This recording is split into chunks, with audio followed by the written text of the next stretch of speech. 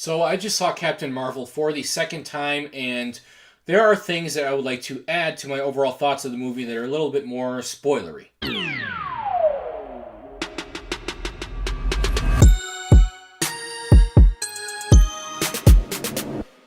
Alright, guys, so I'm only going to do this in one take. I'm not really going to edit. It's going to kind of be a more chill talk about the spoilers of Captain Marvel. I've already done my more formal edited review. So basically, what I'm just going to do here is mention all the things that I couldn't mention in my spoiler free review and just kind of touch on those things and what my thoughts are on them. So the first thing I can think of is the twist that the Skrulls are good and that the Kree are bad. Now, this is something that I enjoyed actually quite a bit. The Kree being bad, Jude Law's character being bad, specifically, I saw that coming from a mile away. Somehow, I don't know exactly what it was, but something about his character just screamed to me that he's not good and he's going to turn bad, so that I saw coming. What I didn't see coming was the Skrulls being good. That was a shocker, and that to me added so much to Ben Mendelsohn's character because people were always saying before I watched the movie, when early reviews, that Ben Mendelsohn's character was great and he was a standout of the movie, and I was like, I wonder how that is. This will be interesting. I was kind of thinking he'd be the normal, cliche, over-the-top villain like in Rogue One or in Ready Player One or in The Dark Knight Rises, but this is so much better. Such a more interesting character that has a lot more to him than I expected, and they did the same thing with the Skrulls in general. Really changed up that story from the comics and from what I expected, and they pulled it off quite well. The other big spoiler of this movie, how Nick Fury loses his eye. It gets scratched out by a cat. This is something that when I first watched it, I was like, what the hell? Now, let me say this. The specific way that Nick Fury loses his eye does not bother me as much as it does most people.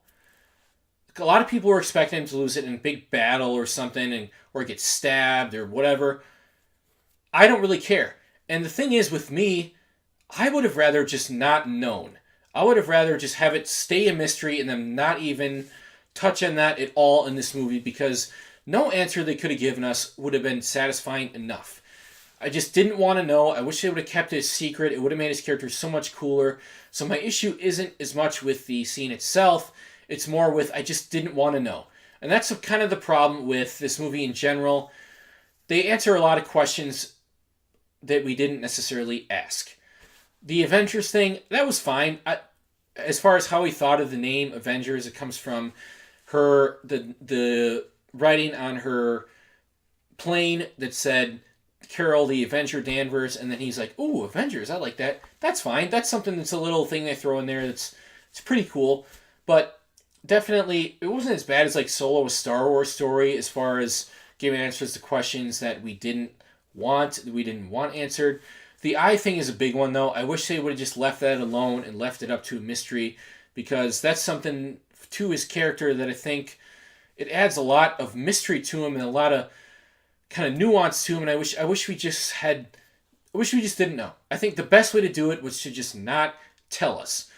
Now, another thing that I can think of from this movie that is a spoiler is shit. Okay, I lied a little bit. I had to edit this out because it took me a while to think of something else that I wanted to talk about through this movie that is spoilery.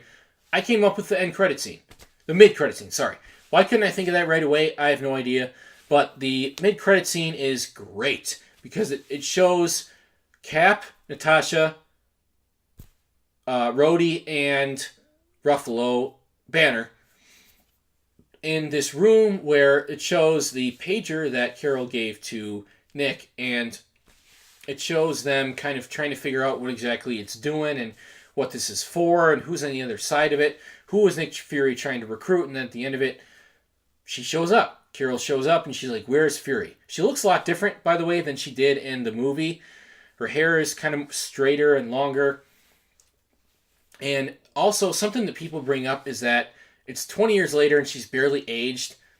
She's not exactly a regular human, so I don't know how that all works. Thor is thousands of years old and he looks like he's 30.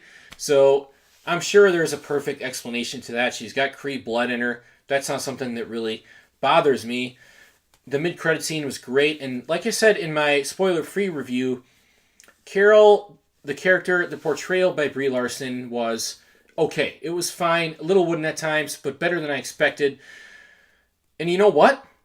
Thor was not very good at first either. Thor was really dull at first, and even Captain America was a little bit dull in the first Avenger. Once they put him in T movies, developed him a little more, they got a lot better. So I'm thinking and hoping that that's what's going to happen with Captain Marvel. Once she gets put in Endgame, she's going to be a lot better, and she's going to kind of get into this character a little more, and the Russos are going to help her with that. I can't imagine them not doing the character right because the Russos are so good at what they do. And they even directed that mid-credit scene. By the way, I think that's a scene directly out of Endgame. A lot of people say that's probably not because Marvel doesn't do that. They've only done it once. Where have you been? They've done it 3 times that I can count. They did it with First Avenger, end credit scene was in Avengers. Ant-Man, end credit scene was in Civil War. And Doctor Strange, end credit scene, was in Thor Ragnarok. So they've done it 3 times.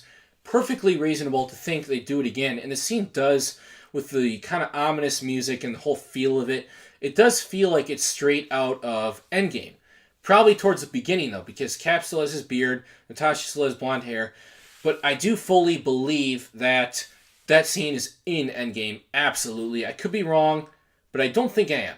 Because just the way it felt seems like a scene taken out of the movie. I'd be willing to bet on it, and you guys can call me wrong all you want. If it turns out that I'm wrong, I'll fully admit it, but I definitely think that that's what's going to happen here.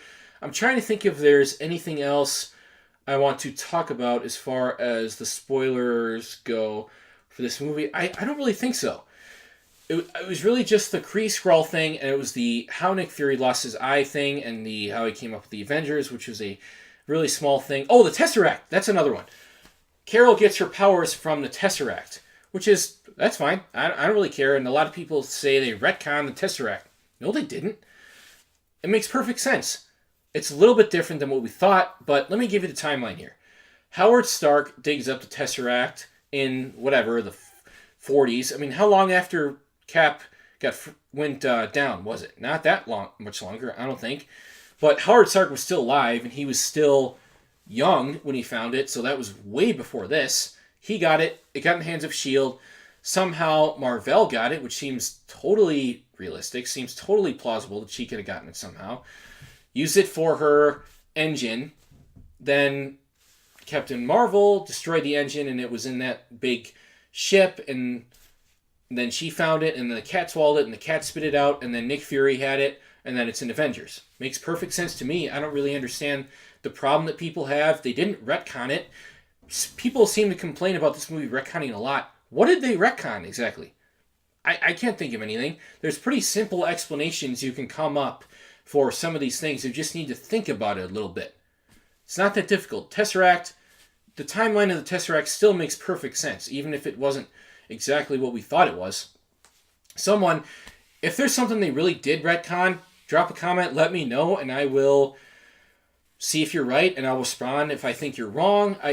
There's nothing, there's some things that are definitely, I don't know if they changed, because they can play with this stuff a little bit, but it's different than we'd originally thought, but that's okay, because, and there's even some answers that they didn't give, because we don't want to know too much. We don't want everything explained to us, everything spoon-fed to us. So, retconning, I don't really think they did it. I think the Tesseract timeline still makes perfect sense to me. I don't know what else people would say that they retconned. So if you have any other ideas, let me know. Other than that, I think that's all I can really think of as far as spoilers go. So, guys, drop a comment if I'm missing something.